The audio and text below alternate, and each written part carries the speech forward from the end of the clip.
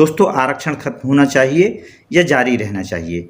शायद ये सवाल जितना दिखाई देता है उससे कहीं ज़्यादा जटिल है, क्योंकि आरक्षण के पक्ष में खड़े लोगों के पास अपने तर्क हैं और आरक्षण का विरोध करने वालों के पास भी अपने सवाल हैं, अपनी पीड़ा है। एक पक्ष कहता है कि जब तक सामाजिक असमानता पूरी तरह से खत्म नहीं हुई तब तक आरक्षण की ज़रूरत कैसे खत्म हो सकती है। दूसरा पक्ष पूछता है कि जब किसी परिवार को पीढ़ियों से आरक्षण का लाभ मिल रहा है तो क्या उसके बच्चों को भी लगातार वही लाभ मिलते रहना चाहिए। दोनों सवालों को सुनना जरूरी है। इसलिए बहस सिर्फ यह नहीं होनी चाहिए कि आरक्षण खत्म हो या रहे।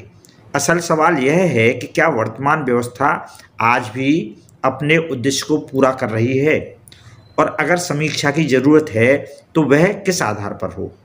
और आरक्षण की ज़रूरत की बात करना भी किसी दूसरे वर्ग के अधिकारों का विरोध नहीं है। बाबा साहब ने सामाजिक बराबरी और समानता को महत्वपूर्ण माना था। इसलिए आज ज़रूरत है कि इस विषय पर भावनाओं और नारों से नहीं बल्कि तथ्यों और वास्तविक परिस्थितियों से बात की जाए।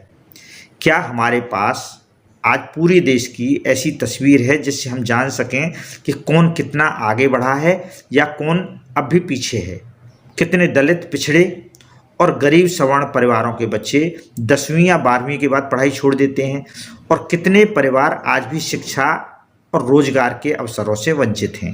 बिहार जैसे राज्य में आज भी बड़ी संख्या में गरीब परिवारों के बच्चे आर्थिक कारणों से आगे की पढ़ाई जारी नहीं रख पाते हैं, चाहे वो किसी भी वर्ग के हों। तो फिर रास्ता क्या है? पहले व्यापक और विश्वसनीय आंकड़े सामने लाइए।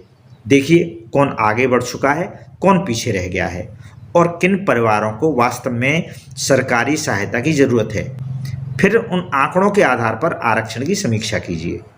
लेकिन जहां आज भी सामाजिक और शैक्षणिक पिछड़ापन मौजूद है, वहां सिर्फ नारे के आधार पर अवसर का सहारा खत्म कर देना भी उचित नहीं होगा, क्योंकि न्याय का मतलब किसी एक वर्ग को खुश करना नहीं होता।